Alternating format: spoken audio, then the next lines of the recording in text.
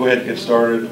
The format that I did last year, and I'd like to do it again this year, is we'll go through the program and there will be no questions asked or no comments after it's over. So we'll just do the part and that'll be the end of the event. Welcome. This is the second State of the City address that I've done as your mayor. Needless to say, last year was our first year and we're 13 months into this, and it's been quite a ride. Being a former fire chief, I kind of had an idea of what was to be expected, but I got to be honest with you, it was far worse than I ever thought. Nobody teaches you how to be the mayor. There's no classes that you go to, no school. It's all on the job experience, and you're subject to errors, mistakes, and good decisions. And you also get frustrated. One of the things that I found out real early when I was fire chief, and I found out real early when I was mayor, is that if you are a fire chief and if you are a mayor, you have to get over yourself, because it's not about you. It's about the people of this city, and that's what it has been. And before I get into what we've done last year, I want to make some introductions because there's some special people here. First of all, Councilman Dave Mobley's here. Dave, thanks for coming. Councilor Mary Stewart's here. Mary, thank you. Councilor Dave Harrison's here. Dave Irwin's here. He's on our merit board for the fire department. Dave, thanks for coming. My wife Patty's here. Rob Cheshire, the fire chief's here. Mark Schwartz, the police chief, is here. Sandy Seward, Board of Public Works and Safety, is here tonight, and Ed Bell. He's now on the Board of Works, and he's also a council person. Mike Fitzgerald's here. He's our building commissioner. Brad Merriweather is our Public Works director. He's here tonight. Tom Hannon is our Parks director. He's here tonight. So welcome to all of you people. And when I get done explaining what's happened this year, and Dan McMillan's here. Dan's our clerk treasurer. He's going to speak here in a little bit. I've asked him to come up and give a little presentation. These are the people who made this go. So, but when I came to you last year to report, the condition of our city was not good. Not only were we financially in trouble, but our buildings were bad, our equipment was bad, and there was very little good to say about our city. Well, tonight I want to talk to you about what we've done. And the best way that I can do it is just go through each department and categorize the highlights of what's happened, and then you can take it for yourself and you'll see the significant improvements that have been made. And I want to start with the Department of Public Works. Probably some of the hardest working people that we have in the city. There's nobody here who wants to sling trash when it's 10 degrees below zero or when it's 95 degrees. But they do it Tuesday through Friday.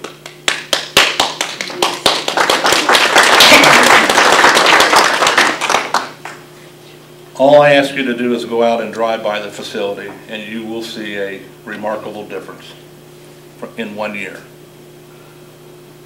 In 1 year's time, we have added exterior lighting to both buildings. We installed safety lighting in the salt barn. Both of the roofs were replaced. New guttering was installed on both buildings.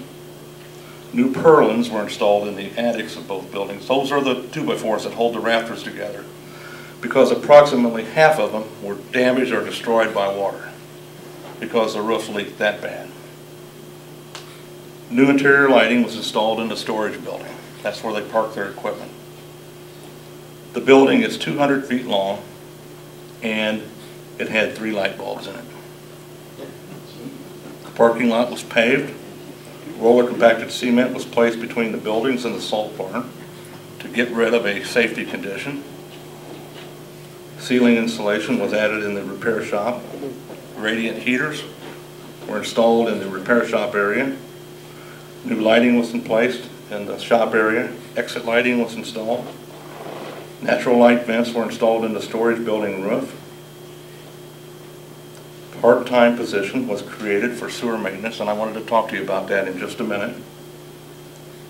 We purchased 2 trash trucks last year. An auction was held to surplus or to sell surplus equipment. We have ordered 2 heavy-duty trucks.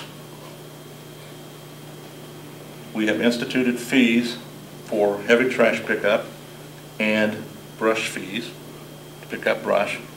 That cost us thousands of dollars a year to the citizens of Beech Grove, and without any refund coming back to the city. And that ordinance has been on the books for a long time. We instituted commercial trash pickup fees, and then we quit picking up commercial trash, excluding the library and the schools. There were 22 businesses that we picked trash up for free. And we billed 4,219 residents for trash. So something had to give. We either quit billing private citizens or quit picking up trash for commercial businesses. That is an ordinance that had to be cleaned up. And it was. We instituted new ordinances for the purchase of totes. In 2006, the city brought in the tote system, which I think is a good deal. Totes are great. But there was no rhyme or reason how we delivered them. We just give them away. And there's thousands of totes out there that we have no numbers on where they're at, how many has left the city, and we have probably spent about $100,000 since its inception to give people totes. The council last year changed that. Now, if you want a tote, you have to pay what it costs the city to get the tote. And it just makes sense. I know the clerk last year paid, right at the very start, to buy some new totes, but I asked the Public Works Director the other day, and I don't think there's been an order for totes in over a year. And it saves the city probably $15,000 to $20,000. Same-day routes for trash collection were discontinued. When we had the automated truck, it would go on the route, pick up the tote, and then another truck would come on later in the day and pick up the rest of the trash. So we did the same route twice. That stopped. And as a result of that, we have saved thousands of dollars. $20,000 in fuel alone. So basically, we have went back to the way we used to pick up trash.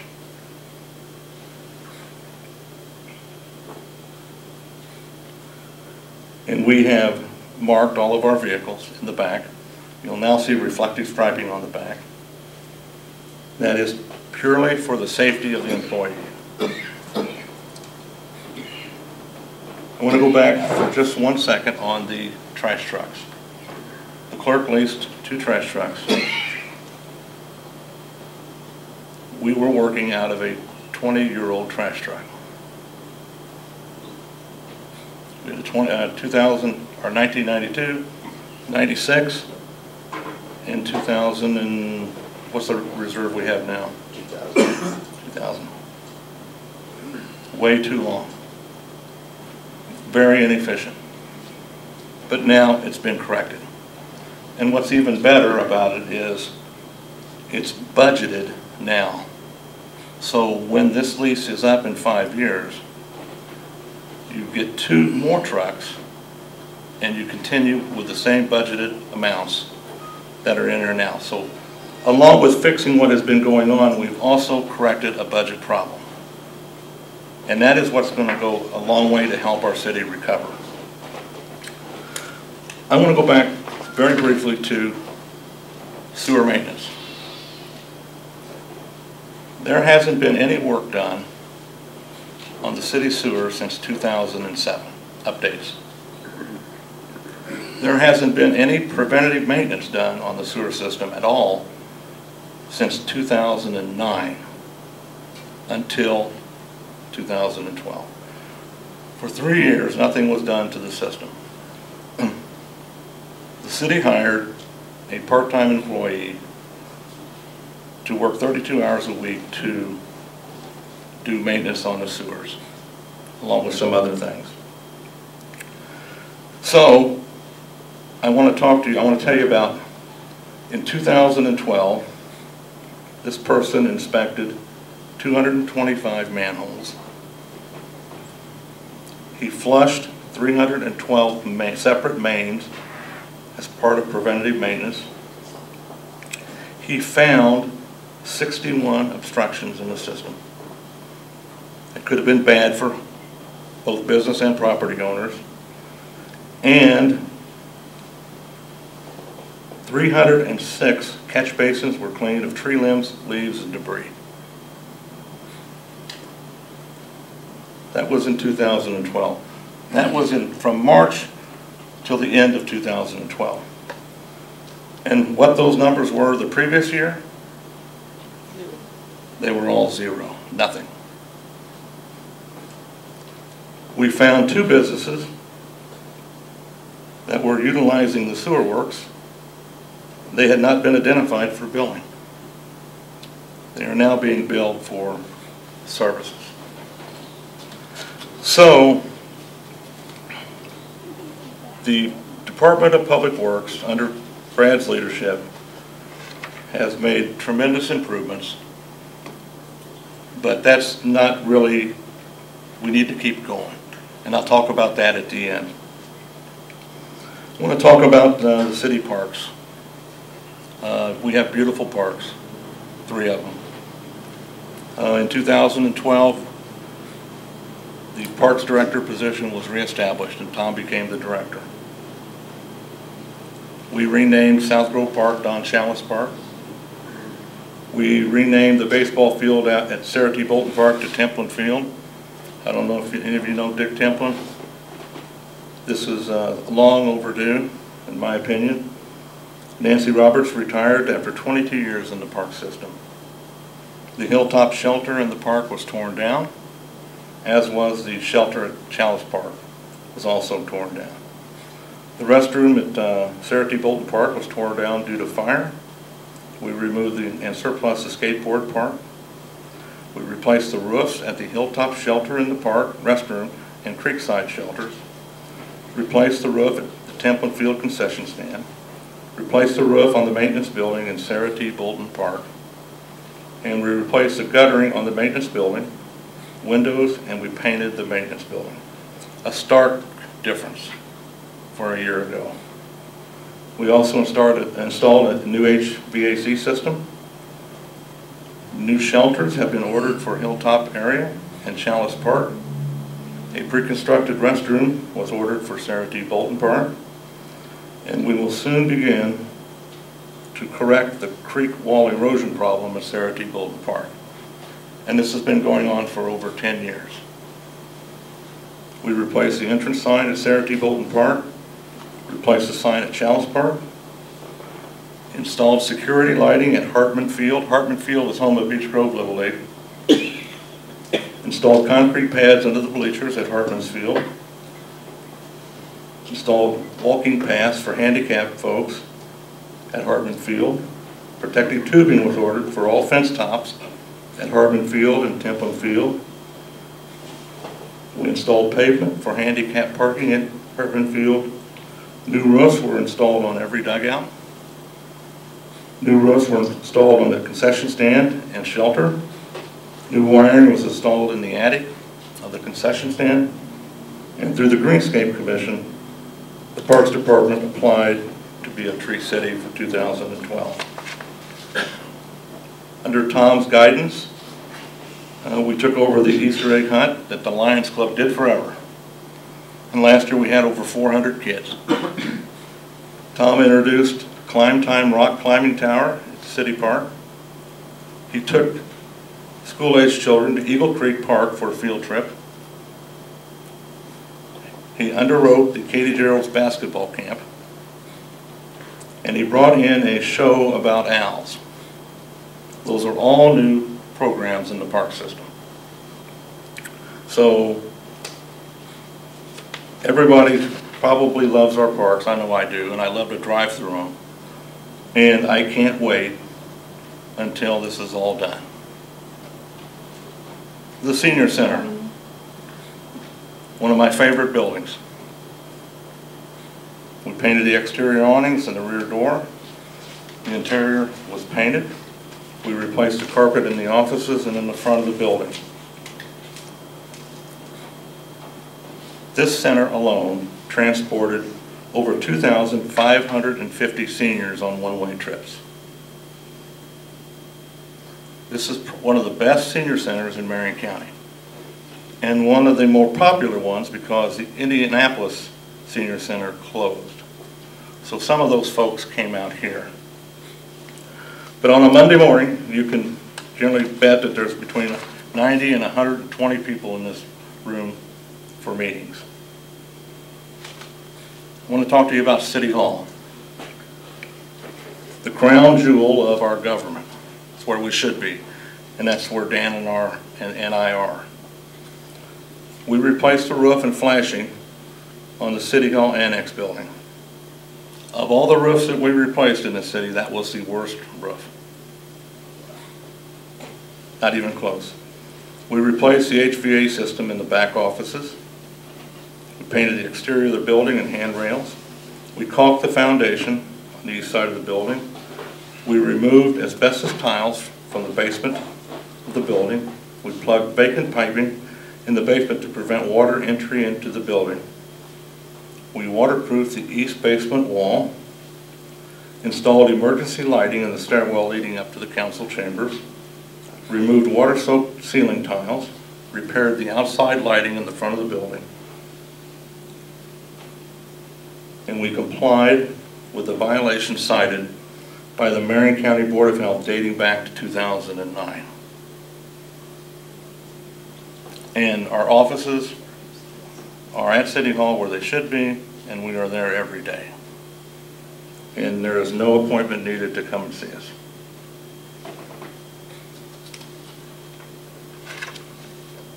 Fire station, fire department. We have a wonderful fire department, and it's only going to get better. We have a good chief, and we have good people. Station 101 is located on Churchman Avenue. Recently, the roof was replaced and the flashing. The cement pads in the front of the building were removed because of weight from the fire engines. We painted the engine room doors and we replaced 2 lintels on the top of the doors. At Station 102 on Albany, we repaired the soffits, painted the flashing on the roof, replaced the HVAC system inside the building, and we removed the concrete pads on the east side of the building due to weight. So what did the fire department do equipment-wise and personnel in 2012? The chief hired 1 civilian paramedic. We hired 5 firemen, replacement positions. We became recertified in EMS national accreditation from CAS. That was started in 2003. We replaced Medic 101 with a new vehicle. We replaced Medic 102 with a new vehicle. We surplused the reserve fire engine. Chief secured a grant for $110,000 to purchase 4 heart monitors, and they are in service today. That is a really good year, Chief. And I'll get into the new fire apparatus at the end of the speech. The police department, Chief is doing a wonderful job. The roof on the training center was replaced. The ventilation system was replaced in the shooting range downstairs. The men's locker room was remodeled. We installed new plumbing in the sump pump. Took delivery of 6 Chevy Tahoes. Took delivery of 1 pickup truck. Installed security fencing around the east side of the training center. Basement exit doors were repaired. Installed 2 new electric wall heaters to supplement the boiler system. We hired 1 new police officer, and we hired 2 part-time positions for IDAX certification. And one of the best things that this city ever did, in my opinion, is we came to an agreement with the school system to put a police officer in the schools. And in talking with the superintendent, we would like to do one more. We just have to apply for funding. But the biggest thing with that, Mark Parker is in the schools now, in my opinion, is peace of mind. And I want to tell you how busy he has been. I don't think he's got his report in yet, has he? The first semester that Mark worked at Beech Grove City Schools, he arrested 22 students for drugs and fights. He has, I don't know how many fights he has stopped just because he was there. And his dog, Wyatt, doesn't even have to search lockers anymore, because when he brings him in, the students crumble. So that is one of the best things that we could have done and did. And I'm very happy that we did it. And we will be working closely with the schools to install other security measures for the well-being of the students and the staff in our school system. That applies to Nazarene School and Holy Name School also. He can go over there if they want him to. But most of his time is at the high school and the middle school. ADA compliance. Curbs and ADA compliant ramps were installed at Beechwood in Bethel, Beechwood in Detroit, 10th in Detroit, 11th in Detroit, 12th in Detroit, 10th in Southern, 11th in Southern, 12th in Southern, Emerson and Elmwood, in front of 953 Detroit, 234 North 6th. Those were done last year. The council, when they approved the bond issue, allowed us to come into compliance with the ADA transition plan. And Joe Prindle is the ADA coordinator for the city of Beech Grove. You can see the plan at City Hall, at a DPW, and then Joe Prindle also has a plan. We have put a map up at City Hall that you can come in and look at, because this city has done a very poor job of coming to the help of handicapped people. And we're going to try and correct that, but it's going to take a long time. We had to comply with the ADA transition plan by the end of last year. And it's a shame that we could have applied for it any time over the last 12 years. And we had to take it up to the last minute. But we complied.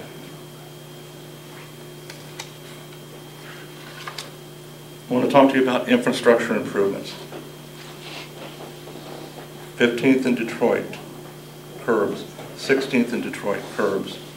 16th in Cleveland, curbs. 310 and 314 Jerry Drive, curbs. 313 and 510 Jerry Drive, curbs and approaches. 137 South 13th sidewalk. 10 and 14 Whitewood Court, curbs and approaches. 9 Whitewood Court, curbs. 711 Redfern sidewalk. 87 South 7th sidewalk. 9 and 13 Oakmont Court, curbs and approaches.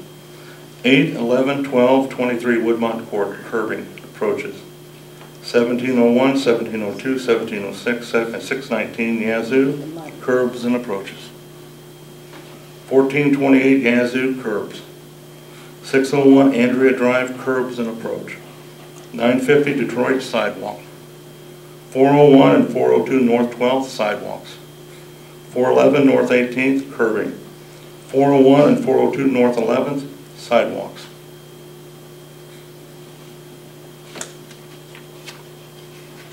Paving. The Redevelopment Commission paved the alleys north and south of Main Street.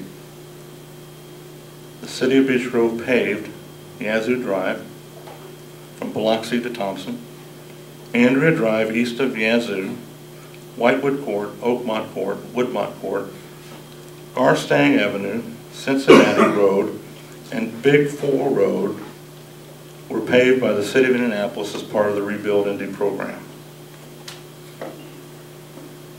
This year, we have budgeted almost $450,000 to pave roads. That is another area that has been corrected. That budget amount should stay in paving, and every year the city should pave roads until they're caught up. Everyone in this room knows that these roads are awful. It will take 5 to 10 years to completely go through the city. But we'll get there, and it's just going to take time. We have already started the process to begin paving in the spring. I want to talk to you about legislation, what the Board of Works and what the council did last year. We had 24 Board of Sanitation meetings, 25 Board of Works meetings, 25 city county meetings, or city council meetings, I'm sorry, 2 public hearings. We introduced 38 general ordinances, introduced 12 special ordinances, and introduced 16 resolutions. In 2011, they introduced 10. 2009, they introduced 3. This council and Board of Works heard 66 ordinances, special ordinances, and resolutions. That is staggering amount of work that got done last year. I want to go through a couple of them. Renaming of South Grove Park to Chalice Park. Renaming of Templin Field. Resolution to lease trash trucks. Ordinance to close out the 2006 bond. Ordinance to establish the 2012 bond. Ordinance to establish commercial trash pickup. Ordinance to discontinue free trash pickup for selected businesses. Ordinance to amend the comprehensive plan for Emerson Avenue. The resolution for the easement of the main library for the Main Street project. Ordinance for the distribution of trash totes and purchase of same. Ordinance that establishes items acceptable for trash pickup. Ordinance concerning tap fees for the sanitary sewer system. Ordinance for street name changes needed for the city court. Ordinance to establish a purchasing agency. Ordinance for the 2013 civil city budget, the 2013 library budget, 2013 salaries. Ordinance for part-time employee benefits, the ADA Compliance Act, which took 5 resolutions. We corrected another problem by approving an ordinance for attendance. We were probably the only city in America that didn't require their employees to take attendance. And we spent $25,000 3 years ago on a program called Kronos that was never used. So now, unless you're the clerk, mayor, or judge, you have to take attendance. And you're required to have attendance record. We amended an ordinance concerning building codes. Mike Fitzgerald was probably the busiest guy in the city this year. The clerk introduced an ordinance to transfer funds into the rainy day fund. We introduced an ordinance concerning nepotism. Introduced a resolution for interlocal agreement between Beech Grove and Southport. Introduced an ordinance for handicap parking. Introduced an ordinance for council districts. Introduced an ordinance to increase the ambulance rates for out-of-city runs. And the clerk and I tabled the Main Street Loan Program. I think he'll discuss that here in a minute. The Redevelopment Commission, there were 4 appointments. The RDC has been in existence since 2006. In December, they passed the first budget they've ever had, going on 7 years. The agendas now are properly posted. The minutes are taken at all meetings. The dockets are proper and correct and submitted to the RDC for payment. They assisted in the alleys, paving of $110,000. They are actively pursuing the redevelopment of St. Francis, the redevelopment of the rock pile, reopened the brownfield grant for the rock pile, and they have met with associates at IUPUI to discuss partnerships to redevelop areas. Businesses that came to Beech Grove in 2012. Noble Roman's Take and Bake. Went to ribbon cutting at Firehouse Subs. The Tasty Gourmet on Main Street. Emporium. Beech Grove Firearms and Range opened on Emerson Avenue. The Junk Drawer is a cell phone place on Main Street that took the firearms place. White Castle Plays rebuilding. Beech Grove Family Physicians expansion. Vapor This. China Gourmet. The Marsh expansion ribbon cutting. Yoli's. Quench Dog Watch Indiana Fleet Tech, which is on Bethel Avenue. Cuts and Cuddles, and Chocola. And I want to talk to you just a minute about ADM milling. ADM milling is on Bethel Avenue. They first came to our city in 1983. Within the last 3 months, they have announced that they will have the largest expansion in the history of their company here in Beech Grove. ADM is a worldwide company, and they have already began construction on Bethel. Their investment is a new mill, which will add about $30 million to the assessed valuation of the city of Beech Grove. And that is the largest single investment in Beech Grove in over 30 years. And probably more to come. So that hasn't been too bad either. Now, what I want to do is I want to stop for a minute. I want to ask Dan to come up. It's not customary for other than the mayor to do a State of the City address, but I think it's very relevant what we've done last year, and as far as openness and the financial mess that this city was in and how it has been corrected. So I asked Dan if he would come up with a small report about the website and the accessibility and the financial condition of the city. Dan?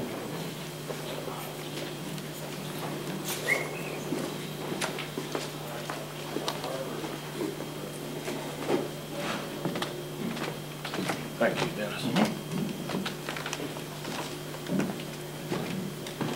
Mine will be very brief compared to what Dennis has said. Some of this you may have already heard. There's a few things that will be repeated, and I will read this to you. First of all, I would like to say that after my first year as your clerk treasurer, transparency has been job number one. I have accomplished this through many avenues. The city website, which volunteers and I personally built and continue to maintain, saving the taxpayers thousands of dollars each year, has been a great source of information. The city website is non-political and has information from library to city news to church events. It is packed with information.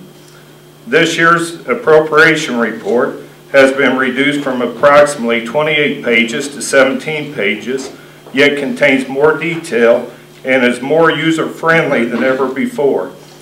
Appropriation reports, fund reports, and revenue reports are posted on the website monthly.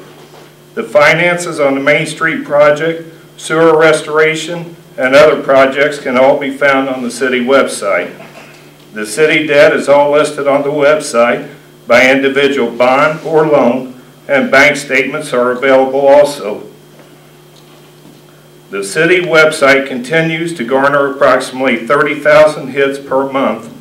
Information received from city administration offices and organizations is posted within 24 hours and actually more often the same day it is received. The 2012 audit has been completed and Mayor Buckley and I have both signed off on it. However, it has not yet been released by the State Board of Accounts for publication. Our 2012 annual report was completed on January 8, 2013 and published in the Indianapolis Star and Court and Commercial Record. Last year it was February 26 before it was completed, and that was unacceptable, and we received a ding on the audit for it. Upon taking office last year, I noticed 4 things that needed immediate attention. Number 1, commercial trash pickup was being provided for free to certain businesses. This was corrected, and all businesses that are receiving the service are charged the same rates. Number 2, the Main Street Loan Program. Many of these loans were in serious default and had no collateral associated with them. Title searches on these loans have been completed. We have negotiated a settlement with one loan and have another loan that is close to being settled. We are working to bring all of them in compliance and up to date. Number 3, capital assets inventory. There was not a capital assets inventory upon taking office in 2012. So with the assistance of all the department heads, a capital assets inventory was performed on the entire city and is being kept updated as new equipment is bought and we surplus and sell old equipment. The 4th thing is the employee handbook. The employee handbook has not been updated in years. Consequently, my office is working from ordinances that are outdated. The council has been working to update the manual. I have requested from Mayor Buckley a resolution or ordinance that will clearly define holidays and personal days for city employees. As there are no personal days listed in ordinances, and holidays are listed as whatever the national holidays are. Since the clerk's office is responsible for administering payroll in the city, I am asking for clarification. In 2012, we were able to negotiate a raise in the city's employees' life insurance from $25,000 and $50,000 indemnity to $50,000 and $100,000 indemnity at a cost of $24 each year to the employee. We changed the dental insurance carriers from Guardian to MetLife and got better benefits for the employees at a lower cost to the city employees and the city. We formed an insurance committee made up of local rep from the police department, fire department, public works employee, Dave Harrison, our council member and former Board of Works member, Chris Duffer, our former clerk treasurer, and myself. After participating in several meetings with presentations from 2 different brokers that had obtained bids from over 20 companies, the decision was unanimous to stay with the current carrier. This is the 4th year in a row that city employees have not seen an increase in their premiums or a reduction in their benefits and health savings accounts. Also, we realized a savings that will be deposited into the insurance trust. In 2013, we shored up funds for the health savings accounts, dental insurance, and life insurance. We also created appropriations for city and sewage retirees benefits. While doing the budget for 2013, I increased the budget from $205,000 in local roads and streets to $490,000 for paving. I will continue to budget $490,000 or more each and every year for the remainder of my term. And Mayor Buckley will continue to analyze and prioritize the streets that need paved.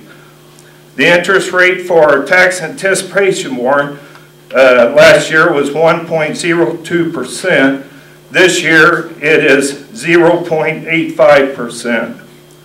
Liability insurance was put out for bid with 3 different carriers, and only one of those carriers put in the bid for the insurance, which was our current carrier.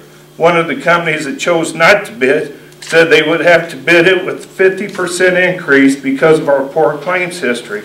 Our current carrier had a slight increase of $2,500 for the year. In the office of the clerk treasurer for December 2011, they spent over $11,000 for financial consultant versus the month of December in 2012, my office spent $505 on a financial consultant. 2012 was a tough financial year, and we dug ourselves out of a tough financial situation. I believe 2013 will be better for us financially because I think we finally have a hold on things that are moving in the right direction. That's all I've got. Thank you.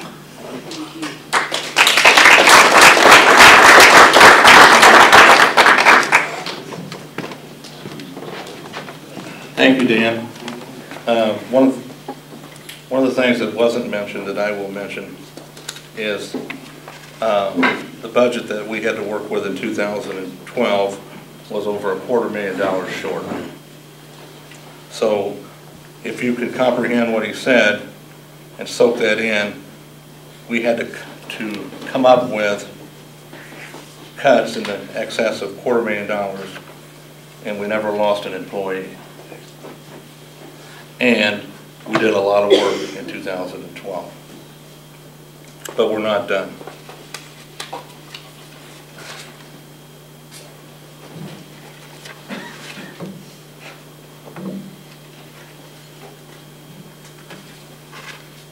General notes that I want to pass on to you.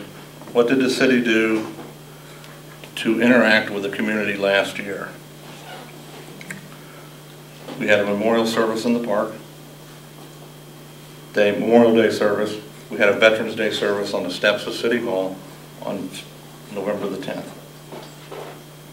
We participated in the Little League Parade, the August fireworks in the park, the Fall Festival Parade, the Beach Party, Homecoming Parade, Oktoberfest, Christmas tree decorating, Eagles Ride for Diabetes, Rupert's Ride, Relay for Life, Beech Grove High School Band Caravan, tree planting at Beech Grove High School, Science Academy ribbon cutting, Beech Grove High School graduation, Mars Supermarket ribbon cutting, White Castle Blaze ribbon cutting, Firehouse Subs grand opening, Beech Grove Police Department K-9 fundraiser, Cars R Us car show, the Lions Club 75th anniversary, First Baptist Church 100th anniversary, Southwood Baptist Church 50th anniversary, First Christian Church 100th anniversary, the Beech Grove Girls Softball Association tournament, and Sister Mary Will's 100th birthday. That's a pretty good interaction between the city and citizens. And we should do that every year. 2013, what do we look forward to? The delivery of a new fire engine. If you are a fan of Facebook and you can go to the Beech Grove Fire Department Facebook, you can track their fire truck. They're getting ready to make a trip up there to Wisconsin. It's about 30 miles south of Green Bay. And I'm excited because the city needs a new fire engine. I tried to do it the last 2 years I was chief and they wouldn't let me, but this fire engine is very much needed. And to remind everyone, before this, they worked out of a fire engine that was 25 years old. We're going to install 23 in-car cameras in police vehicles this year. Purchase 4 new fire department vehicles. Going to purchase 2 new heavy-duty vehicles for DPW. We are going to conduct the last part of trash pickup that needs cleaned up. Is we're getting ready to conduct an inventory of trash totes utilized by residents. So you'll be seeing people come around to take some information off your totes when they're out to be picked up. And then we will get a complete grip on the trash totes. We will purchase an off-road vehicle for the Parks Department. We will, in March or April, 2 new shelters should be constructed in the park system. In late February or March, the new restroom should be installed in Sarah T. Bolton Park. During one of the high school baseball games this spring. It will be the ceremony for Templin Field. Late this spring, probably, we will begin to correct the erosion problem in Lick Creek. And then the construction for the expansion of ADM has already begun. We will pave roads beginning in the spring. Main Street begins in 28 days. In 2007, they told you they would do it. They said the same thing in 2008, 2009, 2010, and 2011. Well, it starts in 28 days. Some of you will be very mad. We might lose a business or two. I don't regret doing it because it needs to be done. I'm sorry for the folks that it affects, but it's too valuable for the city. We have to do it. We will do sewer rehab projects on Grovewood, South 4th, 9th and Fletcher, and at 12th and Parkway Drive.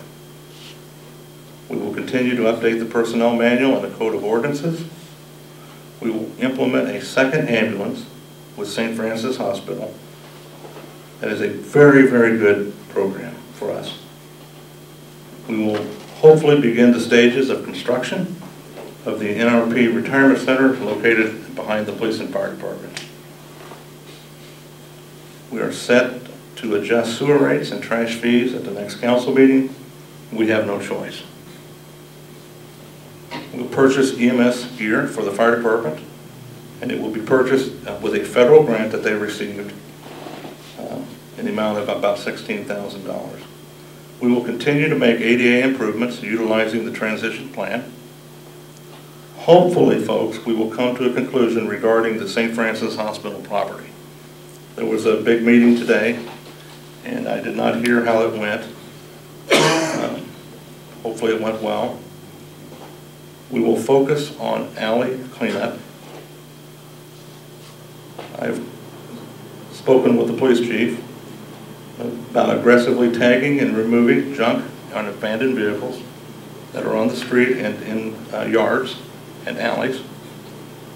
We will comprise a database of property owners who have rental units in the city of Beech Grove so that we can have dialogue with them about their properties. We will properly light the antenna towers at City Hall and at the police station. We will certify the boiler system located in the basement of the police department. We intend to relocate the flagpole from Amtrak to Hartman Field. We will hopefully install cameras throughout the park system. We will upgrade the restroom at Hartman Field for ADA requirements. We will celebrate the 75th anniversary of American Legion Post 276. We will celebrate the 75th anniversary of the Masonic Lodge. We will hopefully retrofit the emergency generators at the police station.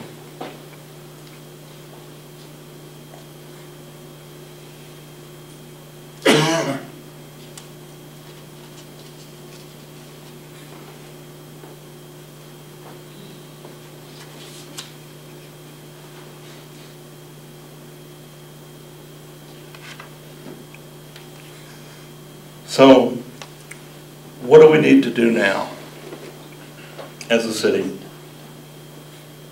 We need to focus on continuing to provide basic service. We can't do what a big city does. We can only do 3 or 4 things. So we should strive to do well. We should look for ways to improve the delivery of those services. As the clerk alluded to, we have to continue to be accessible and open. We have to be available, approachable, and we have to be patient. We need to continue to grow as a city and focus on commercial investments. Residents and residential properties cannot continue to pay the bills. We have to promote other ways to generate revenue other than through taxes. Infrastructure. we have to continue to pave roads.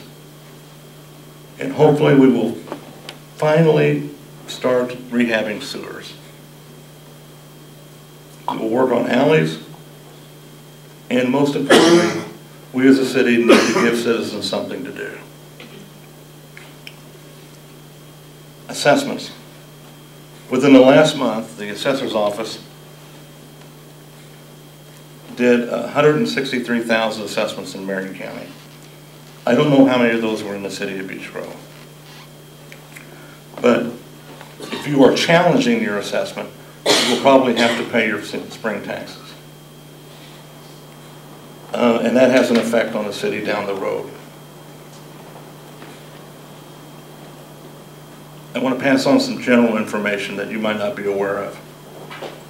There's legislation in the House that gives control or takes away 4 city-county council seats on the Indianapolis-Marion County Council. And there's other, I don't know if that's really a good legislation or not. I don't particularly care for it personally. The mayor, and there's legislation in the House, whereas the citizens of Beech Grove would no longer vote for the mayor of Indianapolis. I don't agree with that either, because 24% of our property taxes go to the city of Indianapolis. And we should have a say. I was speaking with Frank Mascari this morning. He's on the city county council. We're talking about mass transit. I've been attending a couple meetings, and I've seen the master plan that they're advertising and talking about a tax increase so they can fund mass transit. And I told him that unless they change the plan, I oppose it. And for the simple reason that it doesn't come to Beech Grove. So why are you asking the citizens of Beech Grove and the citizens of Southport for a tax increase when it doesn't go south of I-70? It's north of I-70 up to Hamilton County. So unless the plan changes, I'll write a letter saying that I oppose this. But if there's still time, they might change it. I want to pass on some information about St. Francis. We have entered into discussions with St. Francis because of their sewers. We have sent a letter to St. Francis.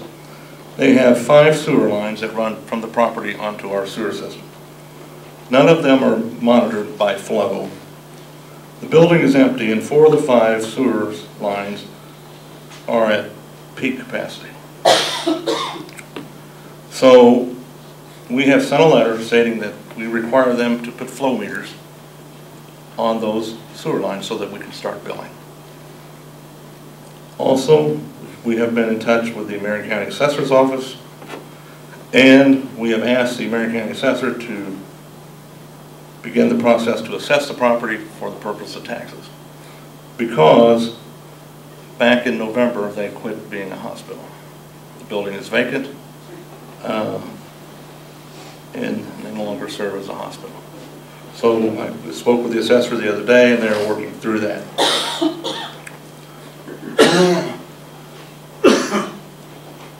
So the moral of the story that I want to pass on to you tonight is the city is moving forward.